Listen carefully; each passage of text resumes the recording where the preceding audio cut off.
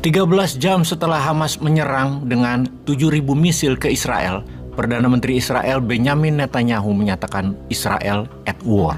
Israel berperang melawan Palestina secara resmi dan terbuka, dan mulailah Israel melakukan serangan balik ke Palestina di Gaza terutama.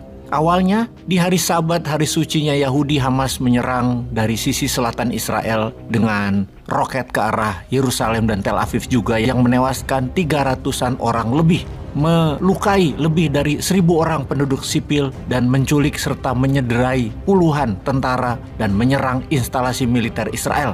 Serangan Hamas terkoordinasi rapi dari darat, laut, udara. Dari udara menggunakan paraglider menembaki warga, kapal atau semi-military boat, juga drone. Dari darat ratusan orang bersenjata roket, senjata serang, dan ribuan warga turun masuk ke perbatasan Israel juga menggunakan bulldozer untuk membuka pagar kawat perlindungan warga Israel dengan Gaza Palestina. Israel yang biasanya hanya menyebut Hamas sebagai milisi atau teroris, sekarang menyatakan perang bukan ke Hamas namun juga ke Palestina. Pihak Israel mengatakan bahwa musuhnya akan membayar lebih mahal dari apa yang mereka telah lakukan ke Israel. Akan sampai berapa lama hal ini bisa berlangsung? Semua tidak ada yang tahu karena kemarahan dua belah pihak antara Israel dan Yahudi adalah cerita lama, dendam lama, kebencian lama.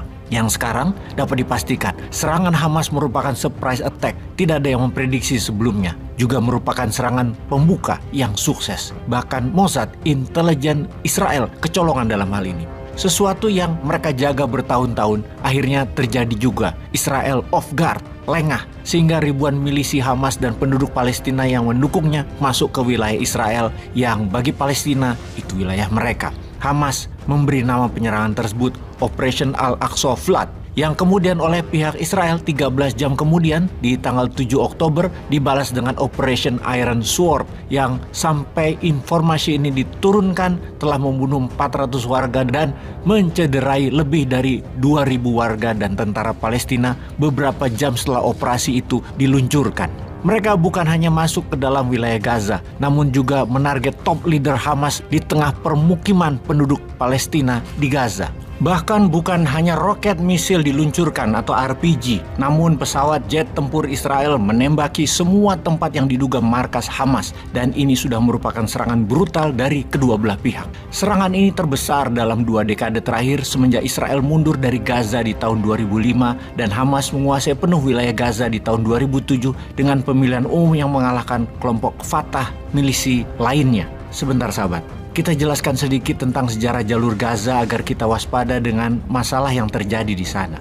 Jalur Gaza adalah sebuah kawasan terletak di pantai timur Laut Tengah, bagian dari wilayah negara Palestina berbatasan dengan Mesir di sebelah barat daya dan Israel di sebelah timur dan utaranya. Jalur Gaza memiliki panjang sekitar 41 km dan lebar antara 6-12 km, seperti the line-nya Saudi yang mau dibangun itu.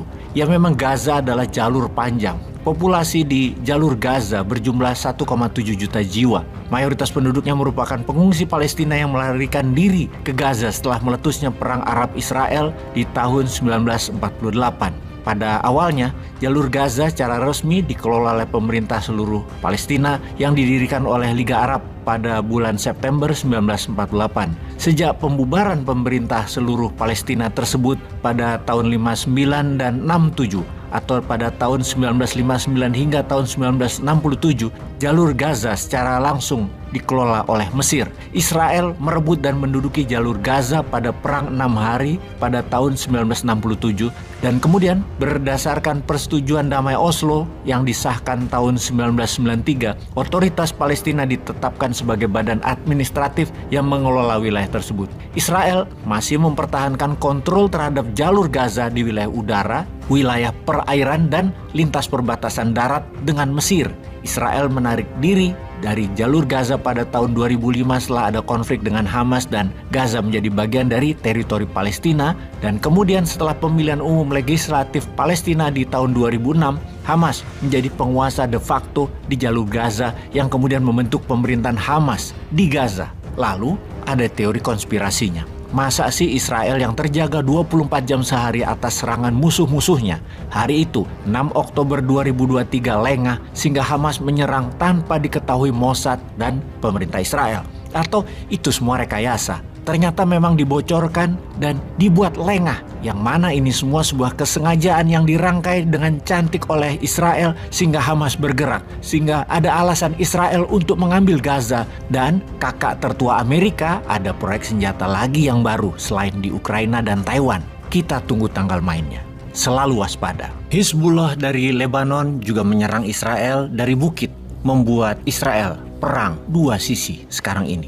Dengan Hamas di Gaza, dengan Hizbullah di perbatasan Lebanon.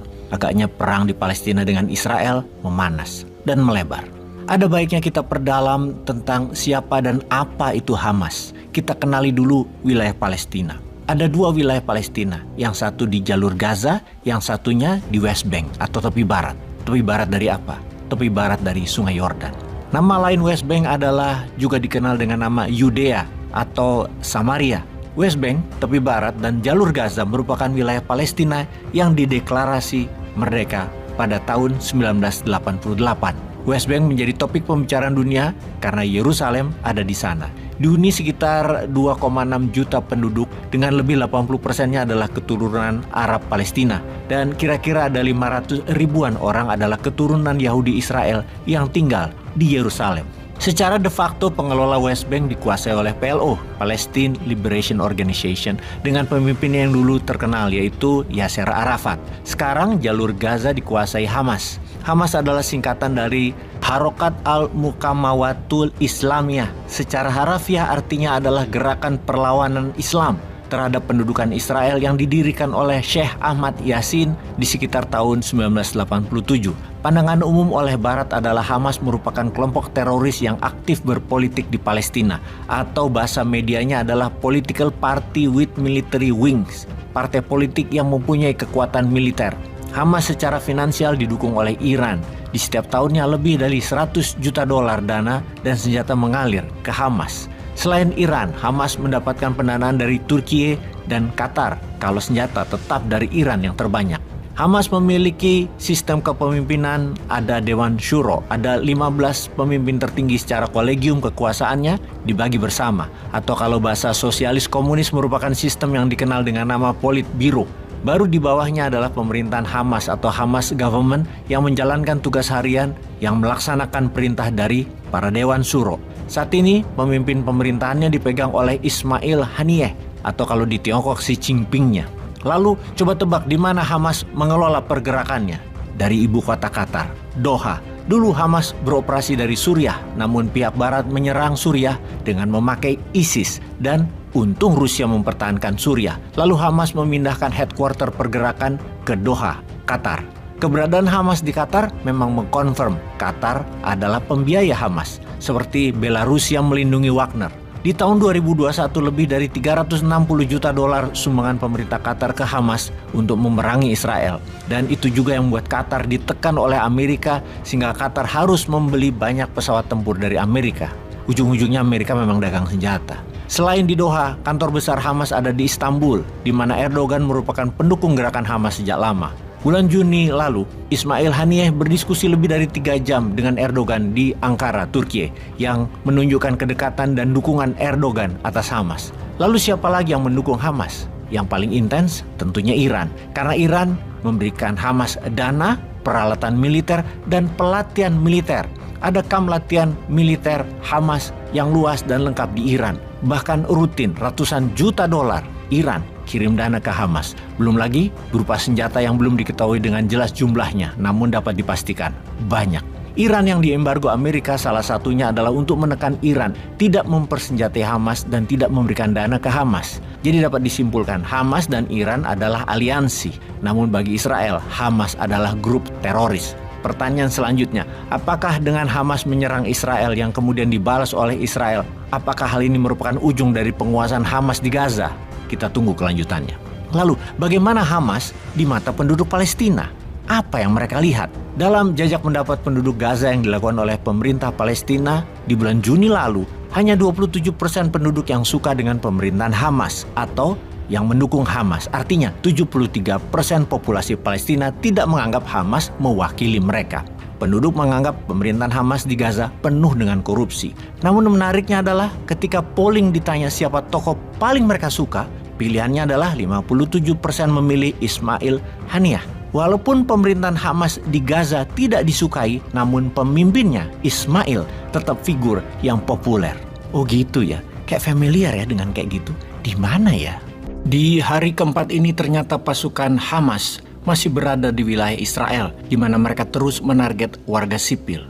Sebuah perang yang belum pernah Israel dapatkan dalam 50 tahun terakhir ini, di mana yang terakhir, yang terbesar adalah perang di tahun 1973 atau disebut dengan Yom Kippur War, di mana gabungan negara Arab dipimpin Mesir dan Suriah mengadakan serangan mendadak atau surprise attack di tanggal 6 Oktober 1973 yang juga merupakan bulan Ramadan yang merupakan hari Yom Kippur, hari suci umat Yahudi, yang mana 50 tahun kemudian diulang lagi kali ini oleh Hamas, milisi Gaza di tanggal 7 Oktober di hari Sabat. Kita ke medan perang sekarang. Ada 6 titik pemantauan, ada pagar kawat dan pagar beton, ditambah tentara Israel berjaga di semua perbatasan antara jalur Gaza dan wilayah Israel. Ditambah lagi radar dan ratusan kamera di lokasi yang semuanya melindungi dan mengelilingi perbatasan Israel dengan Gaza. Semuanya dijebol oleh pasukan Hamas kemarin. Sebuah serangan yang berhasil dilakukan oleh Hamas. Lalu selama 4 hari, kota Gaza dihajar bom dan lebih dari 1.000 target dirusak yang diduga markas Hamas sebagai serangan balik yang dilakukan oleh pihak Israel.